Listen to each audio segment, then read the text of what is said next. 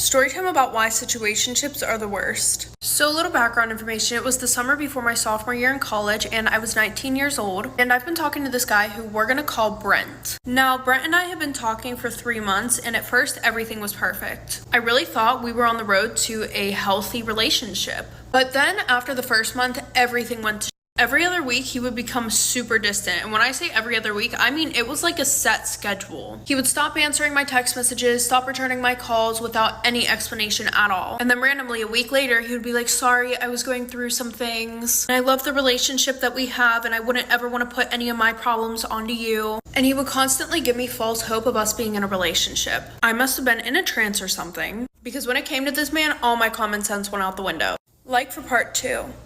Part 2 about why I hate situationships. So like I said, Brent would always give me false hope of us being together. He would always be like, right now it's just not the time. I want to make sure that everything's perfect. And I'm thinking, okay, but like what's not perfect right now? If anything, things are getting worse. Fast forward, the one day I get a picture from one of my friends of him and some girl sitting at the bar. And this just so happens to be one of those weeks where he was being super distant. So then I asked my friend, why did you send this to me? And she was like, well, they've been acting like they've been in a relationship all night. So of course I do my detective work and I find her Instagram and I DM her and ask her if she knows Brent. And she DMs me back right away and she's like, yeah, he's my ex-boyfriend. So then I end up telling her about the situation. And she goes, OMG, I'm so sorry. I come home every other week to take care of my grandma and usually him and I will spend the whole time together. So then she ends up confronting him about it. And then I get a text message from him and he was like, I don't want to do this anymore. I realize that I'm still in love with my ex-girlfriend and I really want to try to get her back. So then I realized that he's literally been using me to distract himself from his ex-girlfriend the whole time. He bit his tongue in half. Story time. So as a kid growing up, I used to have this neighbor who had the biggest tree in her backyard, and all I wanted to do with my friends was to climb it. And she never would let us. She was so mean. And rightfully so, because why would you want random neighborhood kids climbing your tree in the backyard? Like, we could have got hurt. Actually, one of us did get hurt, and this is the story of that. So we would try to sneak in her backyard all the time, and we would always get caught, and she would always kick us out. So we never actually made it up the tree until this one time, the only time, the last time. Me and my friends decided to hop the fence of her backyard and climb up the tree. And to my surprise, initially she didn't catch us. We actually made it into her backyard and we started to climb up the tree. It was wild. And we were having the time of our lives in that tree. We made it all the way to the top. You could see the whole neighborhood from the top of the tree. It was insane and we loved it. Well, that was until we got caught. We were probably playing in that tree for at least 45 minutes before we heard a little old lady's voice screaming at us. And that's how you know times are really different, because what kid climbs a tree and sits in it for 45 minutes? It's 3 of us all together in this moment, and one of my friends was at the base of the tree. I was pretty much in the middle near the bottom of the tree, and my other friend was way at the top still. And when we heard her scream, my friend who was at the bottom of the tree screamed, "Run! She's coming!" I have never climbed out of a tree so fast in my life, y'all. We all got out of the tree as fast as we could and we took off. Now, my friend who told us to run, he pretty much cleared the fence. I don't even think he touched the fence. He just jumped straight over it. Me, on the other hand, who wasn't as athletic, had to slowly climb over the fence. But as I was making my way over the fence, all I had to do was jump down. I felt a hand grab my t-shirt. And I had assumed it was my neighbor. Isn't this pretty though? It has like gold flecks in it. And I was scared that I was about to get caught, so I had jumped down with all of my might, and the person who was holding on to the back of my shirt hit the top of the fence. And like I said, I had assumed it was my neighbor, but when I had looked up to see who it was my friend who was at the top of the tree. Why he grabbed onto the back of my shirt, I don't know. Well, because he was holding on to the back of my shirt, when I had jumped down from the fence, I pulled him and the bottom of his jaw slams into the top of the fence. The next thing you know, his face is like, he opens up his mouth and blood just starts gushing all over his bottom lip, all over his jaw, down his neck, all down his shirt. It was disgusting. And I could barely see what happened, but the top row of his teeth slammed into his tongue and split it in half. Disgusting. Have you ever fell out with a friend? Was it over a Miami trip? Was it over money? Oh, well, you haven't heard my story. My best friend of 15 years hated my guts.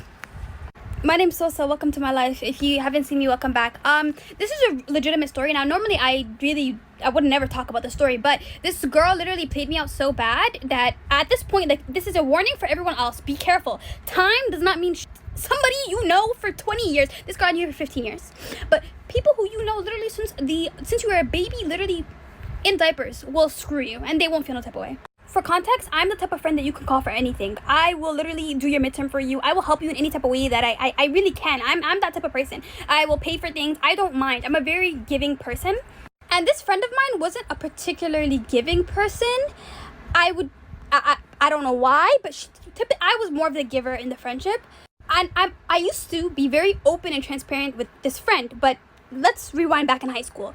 This girl literally told my business to one of her friends.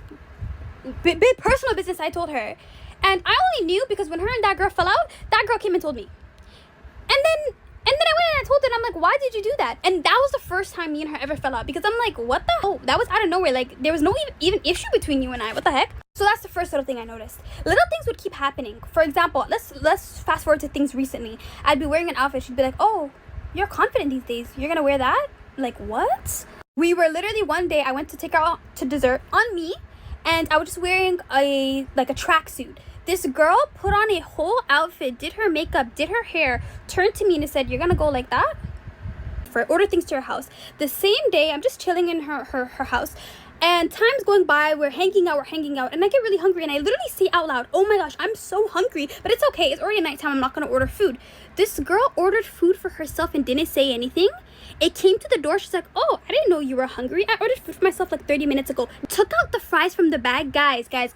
She took out the fries from the bag, shook it, and said, I don't even like the fries anywhere. Here. She invited a girl to her birthday. God knows what she told the girl. But I know she said whatever lies. Just pause on that side. She even lied on my mother, guys. She lied on my mom. But I never brought that up to her. All of this stuff I'm keeping at the back of my head. I never brought none of this up to her. I'm like, you will see. Told this girl whatever. This girl was steady trying to fight me at her own party. This girl's dinner was she was trying to like go through it back and forth. I'm like, who are you? Do you pay my rent? I don't have time to be arguing with you. I don't even know you. I don't even know you. Don't even look good enough to be fighting me. I know that. Anyways, I'm not. And the reason how I also know that too is because these same friends would stalk my page when I wasn't speaking to her. So I know she said something. I know she lied my name, like how she lies on everybody's name. This girl's a menace. She's crazy. Anyways, there is so many things, but the best part is the finale that this girl did. The last straw she did. This girl proceeded. One day I woke up. Guys, why am I muted everywhere? I look left, I look right, mute. She restricted and muting everywhere. I didn't even know you could really do that with Instagram, because I don't do that to people, but she somehow did it to me. I go on her page, she has a post that I never saw. I said, that is so weird. And then I relayed said information back to the friend, and I said, what does this mean? She said, girl, you've been restricted and muted. I said, pardon? For Ramadan? Because it was legitimately Ramadan. What were you gonna fight about? There was nothing to fight, nothing even. I had no conversation with her. I don't know what she was angry about.